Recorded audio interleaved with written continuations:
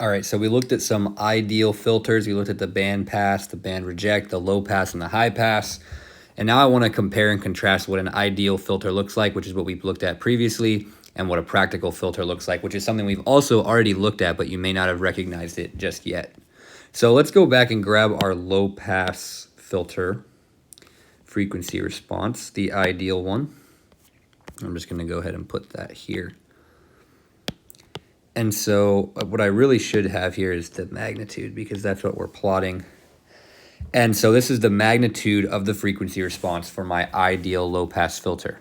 And so if you remember correctly from the previous video, the point of a low pass filter is that I want my ratio of my output to my input to be 1, or basically I want my output signal to be equal to my input signal for all frequencies from basically DC, which is 0 hertz, out to some frequency of my choice, FC, which is my cutoff frequency. That would be the ideal response. I pass all these frequencies without attenuating the signal at all. And then above FC, I send all the signals at higher frequencies to 0, right? The output is going to be 0.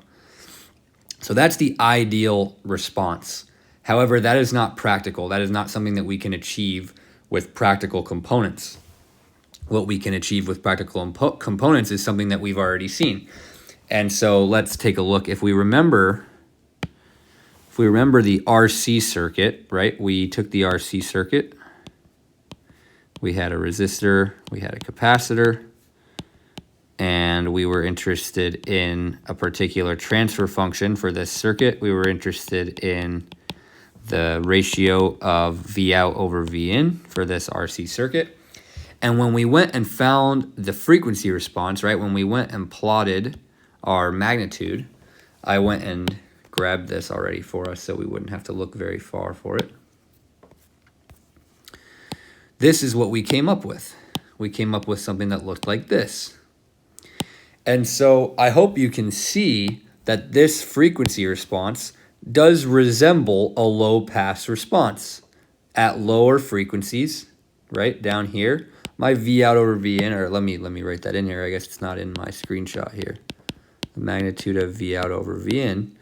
At lower frequencies, right, I'm getting a response close to 1, right? I'm up there. I mean, I start to drop off because that's what happens in practical circuits. And then at higher frequencies, I mean, above 10,000, it's literally 0. But even above 300 hertz, it's less than half the original value, and it tapers off. And so this is what a practical low-pass response looks like.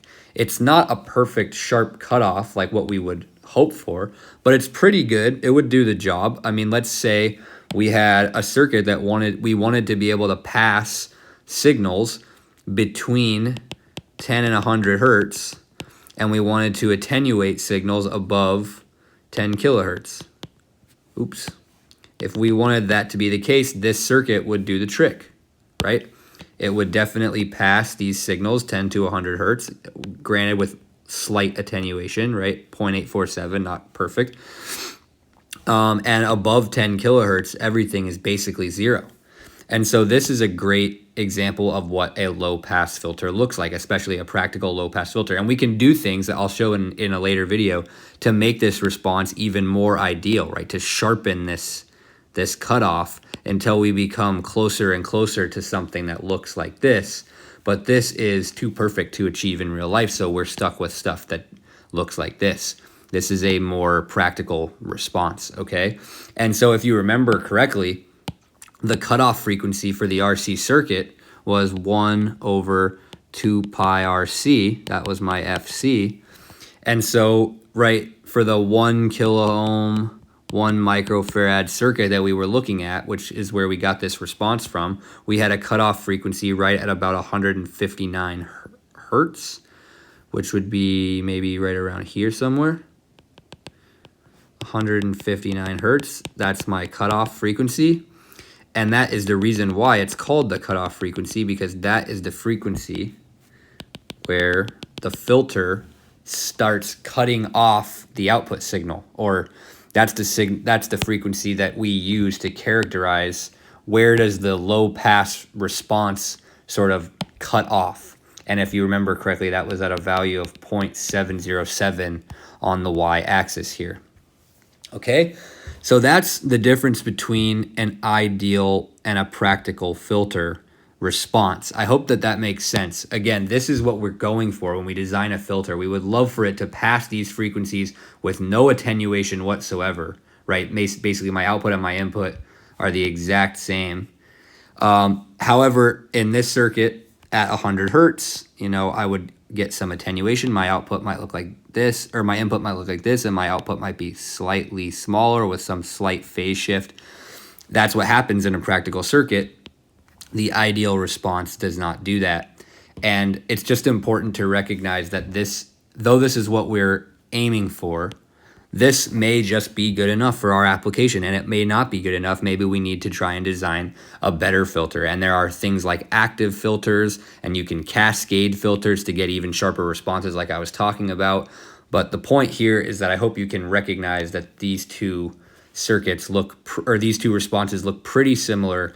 The main difference being that this one is non-ideal and that this is much more practical than what we have over here. Okay, and we could go back and look at the high pass response too, something that looks like this, right? This is the high pass response. And if we go back in our videos to when we looked at the RL circuit, we can see that high pass response as well, which is here. This is the practical high pass response. It's not ideal, right? An ideal would sharp edge just like that. And so what we get in the high pass case is not that we are attenuating our signal where we don't want to be, but rather if we wanted to cut off all these signals below 300 hertz, or for this one was also 159, you're seeing that all these areas where it's supposed to be 0 down here, we're actually getting some signal there, right? We're not getting 0. And so that's the practicality of the RL circuit, or the high pass filter. And so I'm going to go ahead and end this video. I really just wanted to show the difference between practical and ideal filter responses, because I think it's important to note. And I'm going to go ahead and end this video, and we'll see you guys in the next one.